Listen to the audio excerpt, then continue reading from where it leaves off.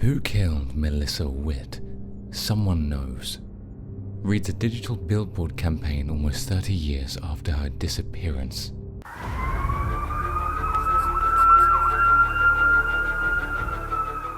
Known by her friends as Missy, this ambitious 19-year-old college student met with a terrible fate.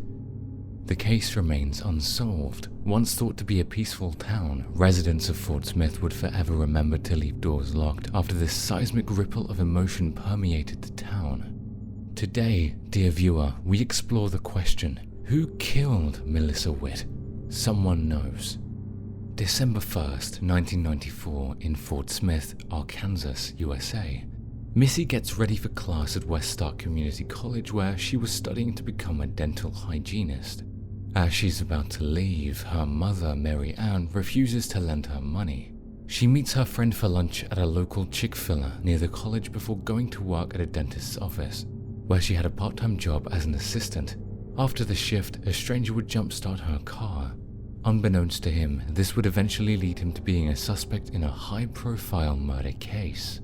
Melissa arrived home after work, where she was spotted by a neighbor coming and going, supposedly finding a note left by her mother after the argument in the morning, asking her to join Mary Ann for a burger at Bowling World in the evening. Mary Ann waits for her daughter patiently, eventually leaving under the probable assumption that Missy didn't want to come out. Perhaps she met her friend, Tara. Regardless, Mary Ann was sure Missy would be home. Meanwhile, a Bowling World employee accepts lost property handed in by a stranger. Both individuals seem to have not noticed blood stains on the keys at the time of their discovery, but blood reports would confirm this to be Missy's blood. However, there was no sign of Missy. Mary Ann remembered Missy and Tara had made plans to study for biology class on Friday. Mary Ann calls Tara, who had unfortunately not seen Missy either. Her stomach must have sunk. At roughly 9 a.m. on December 2nd, Mary Ann reports her daughter missing. The officer told Mary Ann that since Melissa is over 18, she can leave on her own accord. But Mary Ann knew this was out of character for Melissa.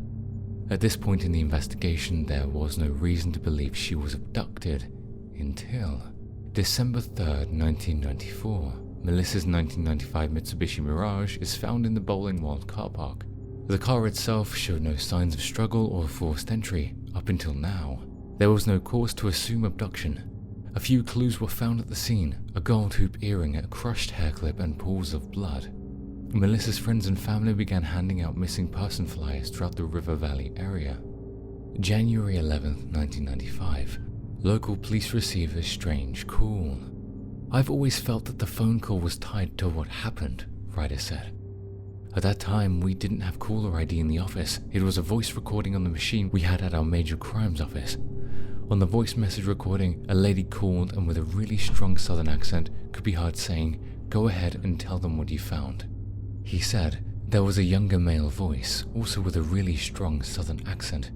"I don't really recall what the male voice said, but it was something like, 'I can't.' And then he hung up the phone." J.C. Ryder was one of the original detectives tasked with investigating this case. 2 days would pass before the police would receive another harrowing call. January 13th, 1995, Melissa's body is found a month later. 2 animal trappers in the Ozark National Forest stumble across the decomposing corpse of Missy. She had been brutally murdered and left to die along a logging trail in the Ozark National Forest about 50 miles from where she was abducted. A trapper looking for deer on a U.S. Forest Service road about 18 miles north of Ozark noticed Witt's nude body lying face down about 30 yards from the road. The body was found on Forest Service Road 1551, located off Franklin County 111, also known as Jethro Road. At 1 p.m., Melissa was pronounced deceased. Her body was placed near a headstone-like rock which contained indentations in the ground, indicating that Missy had been moved from her original place, most likely by the killer but potentially by the callers with the southern accent that hung up. Her clothing was missing from the crime scene, including her jeans, undergarments, purse, 1 earring, and her Mickey Mouse watch. She had been strangled to death and sexually assaulted. Some theorized that Missy was moved by the callers with the southern accents. Moving her from behind the tombstone-shaped rock and hearing this from them could have been crucial to the case.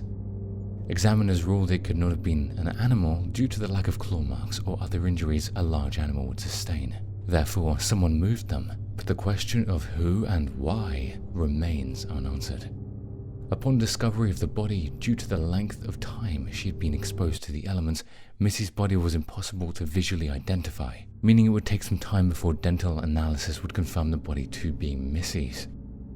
2 years later, the Witt family would file a lawsuit against CN Bowell Corp., alleging that the defendant failed to exercise ordinary care to provide for the safety of the business and customers. Unfortunately, the court determined that the events were not foreseeable and the case was ultimately dismissed. Now you know the story, dear viewer. Let's take a look at the investigation into this case over the last 30 years.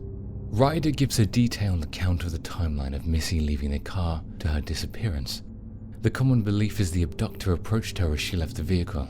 They would proceed to engage in a disagreement which led to Melissa being struck in the upper right side of her skull. The attack caused a contusion and violent blood loss which had pulled behind the car. She had been forced or dragged into the next parking area to the north. The trail of blood would end here, presumably when she was taken by car into the forest. Investigators analyzed evidence from the scene of Missy's car and her place of death. Cigarette butts were collected there, and while they may have been dropped by someone innocent before the crime was committed, they could also have a connection to the case. Investigators would have documented the position and condition of Melissa Witt's body. This information helps determine how she was killed, the presence of any signs of struggle and potential clues about the perpetrator. Investigators searched for and collected any physical evidence present at the crime scene. Primarily DNA samples, fingerprints, hair, fibers, clothing, and potential weapons used in the crime. Such evidence would undergo forensic analysis for further examination. Footprints and tire tracks. Investigators would have searched for and documented any footprints or tire tracks in the vicinity of the crime scene. These can provide valuable information about the movements of both the victim and the perpetrator. Environmental factors. Investigators would have taken note of any environmental factors that would be relevant to the case. This might include weather conditions, signs of forced entry or struggle, or any unusual or out-of-place objects or disturbances at the scene. Due to the misty December rain, investigators were lucky to find the pools of blood that had stained in the Bowling World car park. Photography and videography. Investigators would have likely taken photographs or videos of the crime scene to document its condition and capture key details. These visual records serve as important references during the investigation and can aid in presenting evidence later in court. Sadly, no such court case ever emerged, meaning the few pieces of photographic evidence that exist are yet to be used in a criminal conviction case and therefore not public domain. Forensic experts conducted extensive analysis of the collected evidence. They determined Melissa's official cause of death was asphyxiation by strangulation. Leaves and soil found in Melissa's lung ruled while being strangled. Melissa had inhaled soil and debris native to Ozark National Forest. It was concluded that Melissa had died near the location her body was found. The blow to the head sustained at the bowling alley was not fatal. This fact and the state Missy was found in led authorities to believe that Melissa was assaulted before her death.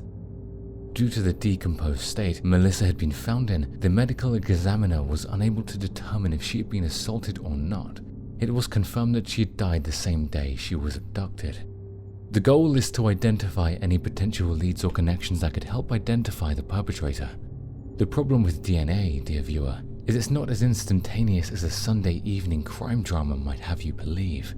DNA assessment for criminal activity will require 60 hours of testing. That's not including the admin work required to have it tested in the first place. The Combined DNA Index System, or CODIS, does not store personal identification information. It will identify matching DNA samples, leaving it to the detectives to work out who the samples came from and how. And that's if they get a match. Local forensic laboratories may need to outsource certain aspects of testing to a crime lab elsewhere, due to requirements of technology or expertise within a lab. This will hold up the process significantly, especially if the other lab has a backlog.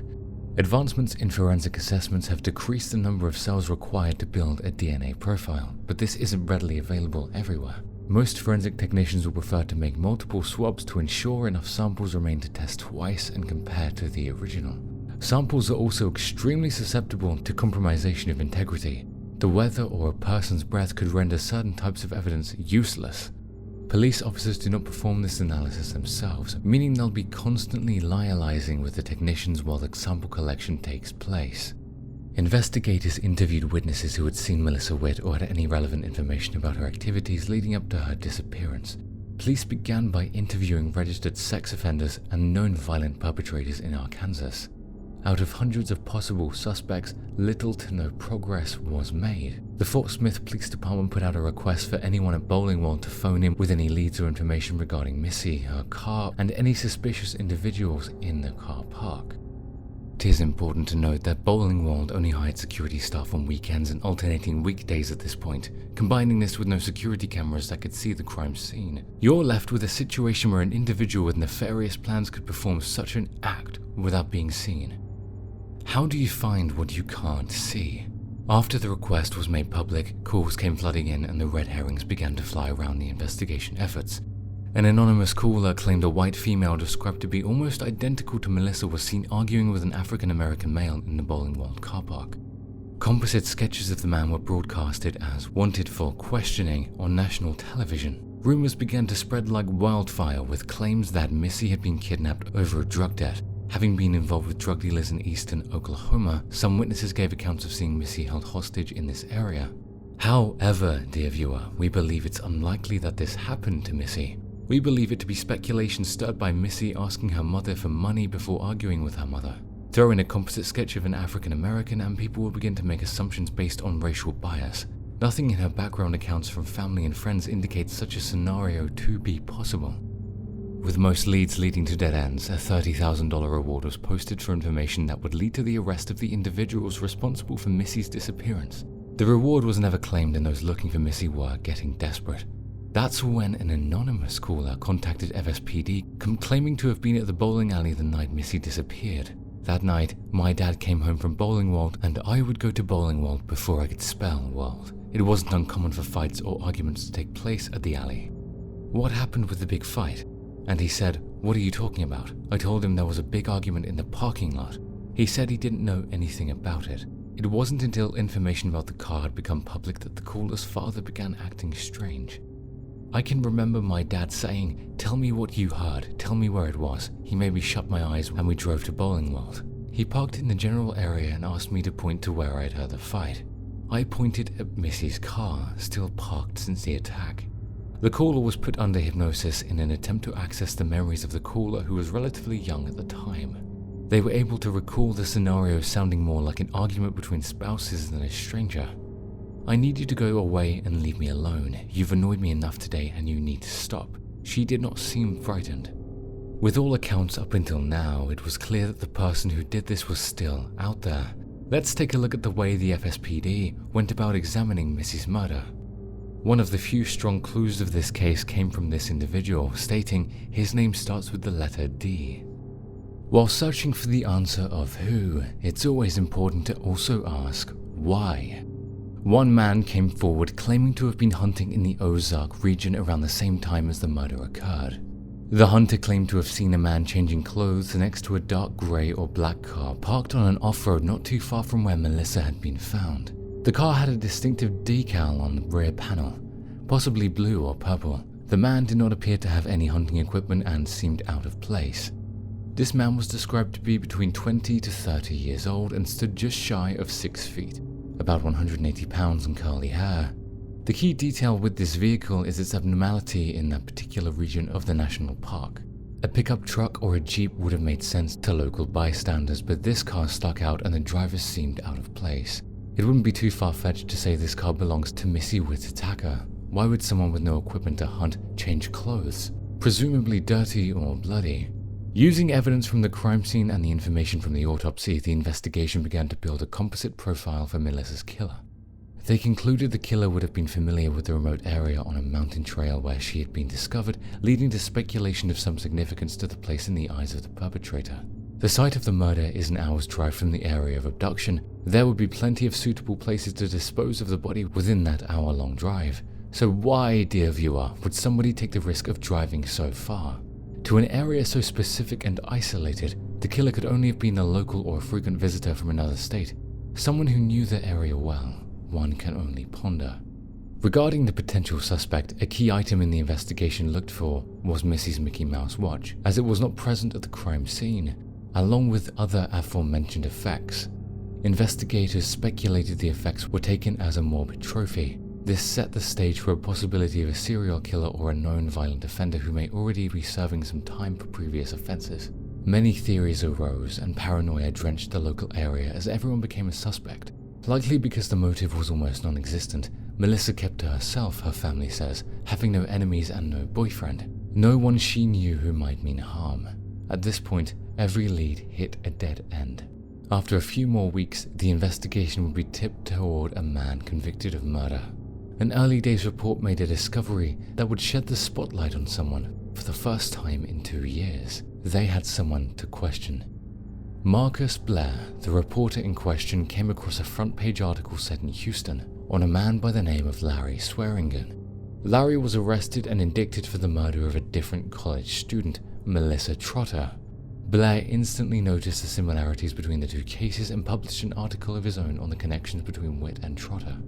People noticed the physical similarities between the two girls' faces, and further digging into the similarities between the two girls led to a number of connections between the two cases.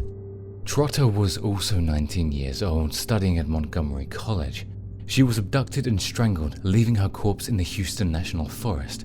The investigating party for this case was able to track Swearingen's location in 1994 to property owned by his grandparents in Clinton, Arkansas. His sentence for Trotter's murder was capital punishment, a standard routine for Texas in the 90s. Swearingen was advised by his legal team to plead the fifth on any questions regarding the Witt case until a few days before his execution in 2019.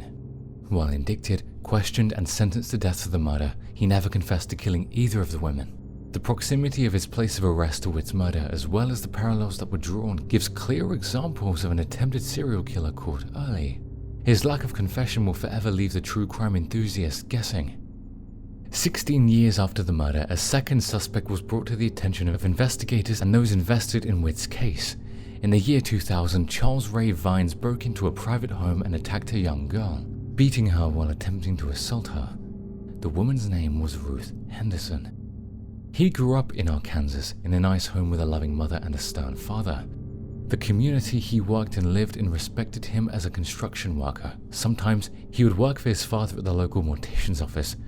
Vines had his own family, giving him the facade of a loving, supportive father. Little did anyone know, the man was hiding a secret obsession only found after his arrest. The man had a twisted obsession with assault-based content and necrophilia. He admitted in court to beating and assaulting an elderly woman named Juanita Wofford. Vine was subsequently sentenced to capital murder for his admissions regarding Henderson and Wofford. Ryder, a retired investigator on the Witt case, interviewed this man extensively, hoping to discover information on Missy's murder. His conclusion from the interviews determined that Vine could not be considered a suspect in the Witt case. In 2019, as Vine died of natural causes in prison, so did another potential lead in Melissa's murder. While investigators are yet to discover who is responsible, most who have studied the case believe she knew the killer personally and had written his name in her personal diary. It's theorized that Melissa's killer intended to find and speak with her that night, but they may not have done so with the intention to kill. This can only mean that the killer knew Melissa to some degree, but no likely suspects ever emerged from her circle of close friends. Ryder has stated on record that the suspect is most likely someone who knew her routine and struggled with an uncontrollable rage towards women. Ryder is also convinced that this man has likely combated substance abuse for the majority of his life. When a case goes cold, it can be an uphill battle for investigators to reopen and analyze years on. Human evidence is untraceable after time, and human memories falter with the passing of time. No one is to blame, but it's certain that someone knows. Someone knows who killed Melissa Witt. That someone may already be dead by now, maybe not. All we can do is hope for closure in some capacity for the surviving family members. As always, dear viewer, thank you for watching. We hope you've learned something new today, and if you have, consider liking and subscribing for more cold cases and unsolved mysteries. Is there any information we missed, or is there a topic you would like to see personally? Let us know in the comments down below. See you next time.